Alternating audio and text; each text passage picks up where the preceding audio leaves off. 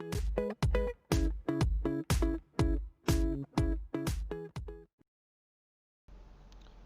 everyone, my name is Aman and welcome to my course Azure Functions Beginner to Advanced.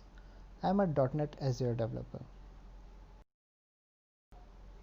Azure function is similar to a normal function or method of a class that contains some logic.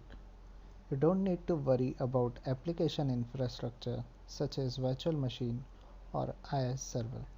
Microsoft Azure handles the infrastructure for you. That is why it is also called a serverless application. Azure function is triggered, or we can say executes, when a specific type of event occurs. Supported triggers includes recording to change in data, responding to messages, running on a schedule, or as the result of an HTTP request like an API. We will cover how you can develop functions in Azure Portal and in Visual Studio.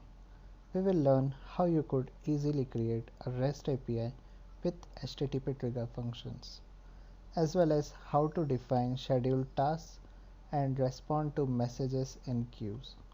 Then we will see how to test and debug Azure function locally.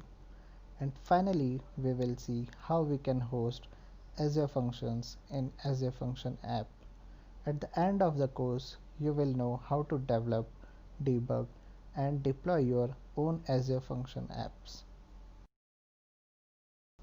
I will be using Visual Studio and C# most of the time in the course.